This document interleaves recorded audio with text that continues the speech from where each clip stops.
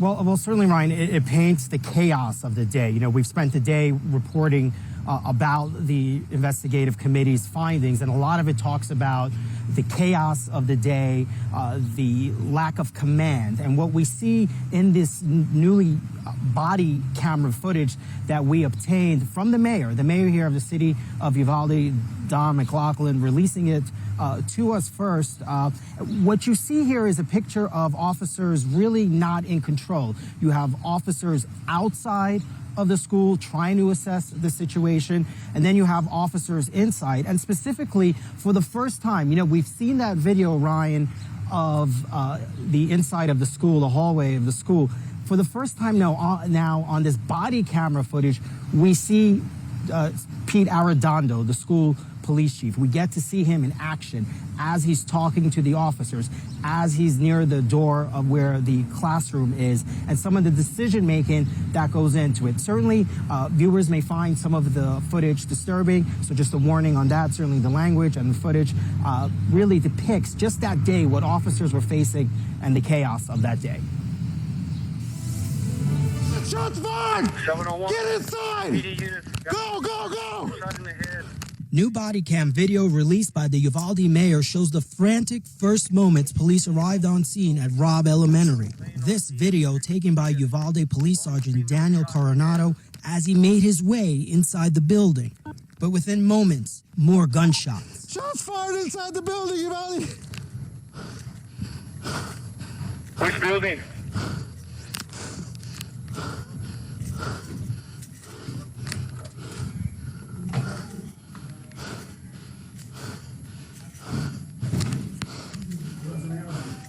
I want to point out that like a lot of the fucking body camera footage, at least like they're showing, is making them look more favorable too. It doesn't seem like it to you because like they're fucking awful, but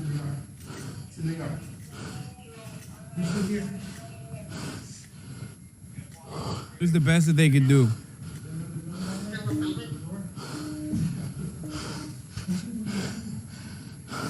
I can't break. Somebody can break. Careful, guys. Shot fired. Two, three guys like that. Get in there. Can't break in here. Can you somebody break?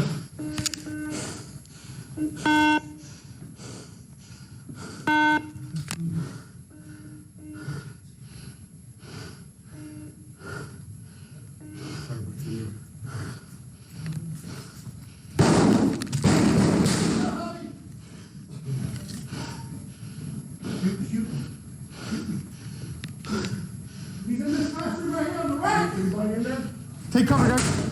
After taking cover outside, Sergeant Coronado gives his first update on the situation to Chap, breathing that hard in a situation is normal.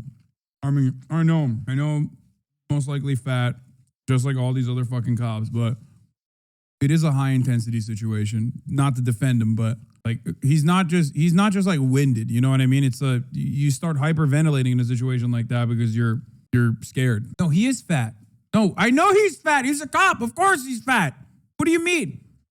Have you seen American cops? Dude, going into Europe, cops literally look like fucking models, dude. It's insane. I forgot that cops are not fat in other parts of the country, or other parts of the planet, sorry. Look at his fucking watch. It's like squeezing. His body is squeezing out the fucking watch, dude. Responding officers. Okay, guys. He's on inside this building. We have him contained. He's going to be on the building on the west side of the property. This guy is literally taking cover outside the building like I'm playing fucking Tarkov, dude.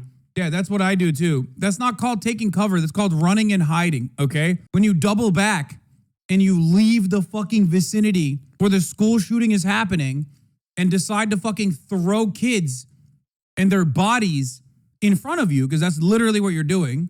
What you're supposed to be doing in a situation like this, the proper protocol for police, is to literally throw your body on the line. That's what you're supposed to do. You don't need to pass a physical test to become a policeman in the U.S. No, dude. The only thing you need to pass is make sure that you don't get too high of a fucking IQ score. That's it. Careful with the windows. Facing east. Right there. Minutes later, Coronado tells dispatch what he believes is happening. That the gunman is in one of the school's offices, not a classroom. Male subjects in the school. on the west side of the building. He's contained. We got multiple I'm kidding. officers There's a inside the physical building test at in the this time. academy, I think. We but- believe he's barricaded in one of the offices. Messed up is still shooting. But as the minutes continue to tick by, the urgency first seen by the initial response fades away. Instead, Uvalde police officers are seen hunkering down, waiting for more backup. Critical moments pass by at a time children were still alive in the classroom. At one point, you can hear Sergeant Coronado asking for permission to open a door into the hallway, where armed officers are already. Bro, this is so fucked up, dude. I mean, are you fucking kidding me? Are you joking, bro? Motherfucker's on Twitter, dude. Also, it's got to be really hard distinguishing between cops. Like, it's wild how much they look like every cop looks the same. It's insane. Waiting for more backup. He's posting like, damn, bro, shit's heated up in here. I'm in a school shooting. Hashtag club going up. Critical moments pass by at a time children were still alive in the classroom. Yeah, he's playing Farmville, dude. He's like, I got to check in on my farm, dude. I might get invaded. At one point, you can hear Sergeant Coronado asking for permission to open a door into the hallway, where armed officers are already inside. Officers inside the building. Am I clear to open the door here on the south side of the building? It's after this moment that we learn that Uvalde Consolidated Independent School District Police Chief Pete Arredondo is inside the building, as other officers crowd around looking for guidance. Arredondo has been a central figure in the state's investigation of the shooting. DPS Director Steve McCraw calling his actions on the day of the massacre a quote. Yeah, bro, tell me I'm wrong, bro. I swear to God, they fucking make you, the more thumb-like you are, the higher your level of cop is. Literally, they only made him the highest level cop. They made him chief of police because he's the fattest, dude. Literally, look at this man. He's just the most thumb-like, bro. He is literally just like, oh, bro, okay, well, I guess we gotta... Come on, bro. Arredondo has to be police chief, bro. You've been slacking on the donuts. You haven't been eating your fucking, you haven't been eating your fucking... I'm forgetting what the name is. The police chief is totally their fall guy, the scapegoat, and no one sees it. Yeah, I mean, he's bad, but everything is bad. Inside the building, as other officers crowd around looking for guidance. Arredondo has been a central figure in the state's investigation of the shooting. DPS Director Steve McCraw calling his actions on the day of the massacre a, quote, abject failure. As more officers arrive and more in action, you can hear police begin to seek direction. What are we doing here? We also have video from Officer Justin Mendoza, who also arrived on the scene. At 11:58 local time, police helped the first students and teachers from a nearby classroom escape the building. At the same time, Sergeant Coronado can be seen helping children escape from a window outside. At this point, it had been nearly 25 minutes since police first entered the building. More than 12 minutes later, we get our first glimpse of Chief Arredondo. No, he literally is like, what are we doing here? We're cops. We're not supposed to solve anything. We're not supposed to stop like a school shooting from happening. What are we doing here? That's weird. In the hallway of Robb Elementary. You can hear him pleading with the gunman to give up, but seemingly unaware that children may still be inside the classroom. Let me know if there's any kids in there or anything. This could be peaceful. Could you tell me your name? Anything I can know, please? Moments later, a critical piece of the puzzle from the camera of Officer Mendoza. 911 dispatch. You only need to run a 9-minute mile to be a cop, brother. There's like 8 people there that can do that, and those are like the Bortak guys. Okay, people saying you can walk that. You think any of those fat fucks can walk a fucking 9-minute mile, brother? Are you insane? Are you out of your mind? Did you not see what that dude was doing? He was hyperventilating. It's 1.5 miles in 13 minutes, not 9. Dispatch gives a chilling account from a student still in the classroom. You have a child on the line. Hey, what was that?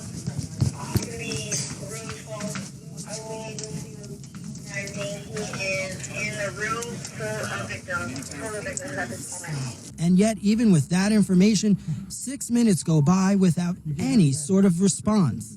Then we see Arredondo with a set of keys, trying and failing to make entry into a classroom near where the gunman is barricaded, eventually handing the keys off to another officer who does make entry. More heavily armored officers arrive, but no one gives the order to go in. Then suddenly, a new round of gunfire. What happened? I thought the brutality was over. Like, they made it seem like it was, right? I mean, they made it seem like it was not an active shooting situation. It almost feels like if everybody recognizes that it was an active shooting situation, you will recognize that this was a clear abdication of responsibility. That their duty, not constitutionally protected, by the way. Of course, the Constitution found police to not be legally liable in an instance like this. So they are constitutionally doing the correct thing, right? But their job clearly states, or their standard of protocol, their SOP or whatever the fuck it's called, means that they have to run directly in the fucking directly towards the shooter and fight him with everything they have. They're not doing that. So they have to lie and be like, oh, it wasn't an active shooting situation. Like, we just didn't realize.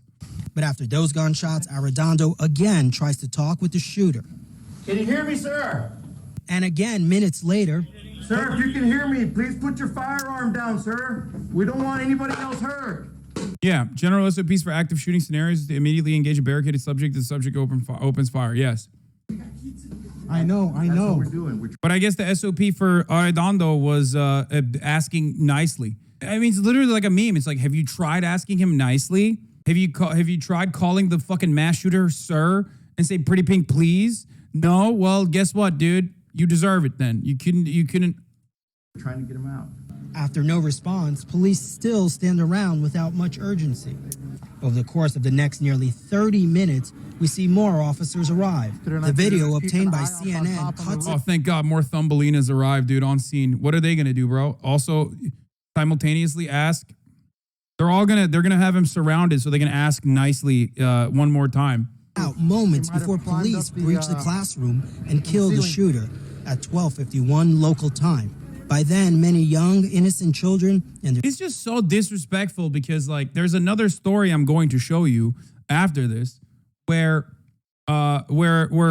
basically cops in Denver injured 5 fucking bystanders while shooting a man who allegedly pointed a gun at police officers, okay? Cops literally did a fucking mass shooting in Denver. Like, that's so insane to me. We already talked about Jalen Walker, where the cops got together and like and unloaded like 90 bullets in his vicinity, in his direction, 60 fucking wounds on Jalen Walker's corpse, handcuffing his like dead body on the ground. Okay? So like, we know they're capable of being brutal. Hasan, come on, Hasan, this is a school, not a traffic stop. What do you mean, come on, Hasan, this is a school, not a traffic stop? They shouldn't do that thing at the traffic stop, and they should actually be a little bit more fucking active in this circumstance. I know you're joking. I think you're joking. I can't tell sometimes. Sorry. their 2 teachers were dead. And so, Ryan, this certainly paints a more complete picture. Remember, that video that leaked of the school hallway really upset the mayor here, Mayor Don McLaughlin. He was furious over that leak because he felt it was unfair to the families, and he also felt that it was unfair to the investigation because it only showed us one side of what was going on at that school. And so this new video, and this is why he released it, Ryan, what I think our viewers need to understand is that the district attorney, the investigators here, have been holding this video back. And he felt that out of transparency, for transparency purposes, out of fairness, that this side of the investigation, that this side of what happened that day needed to be released. He potentially faces some kind of consequences for doing this, but he says he doesn't care. He's even been afraid that perhaps the district attorney would prosecute him if he was to release this information. But he feels that in fairness to the family, in fairness to this investigation, that it needed to be released. And the other thing we should note for viewers is that we did not publish this. We did not air this video until we knew that family members had been made aware that this video existed and that the mayor said that he would be releasing it. And so we took a lot of that into consideration, of course. But I think this video is very important. It takes, people inside the halls of that school. It shows the police response and just how terrible it was, how some of the decision making was very confusing. You had officers outside who really didn't know what was going on inside. And as we've heard all day, there was no command structure. There was no one making decisions, and it was kind of a free-for-all, and I think this video illustrates that. It also shows that officers were getting kids out of the other classrooms, of course, and rescuing those kids. But significant, of course, in all of this is the fact that this police response just really was so bad, and I think that's what this video illustrates. And that's why the mayor, I said, look, I know this is... Yeah, that's a different cop, chat. Oh, wait, no, that's also a different cop. She says she shot down there in the most calm and relaxed voice and just walked out. Didn't need to be forced out with the actual fuck, I'm losing my mind. I mean, he might be like fucking, I don't know, in shock or something. I don't know.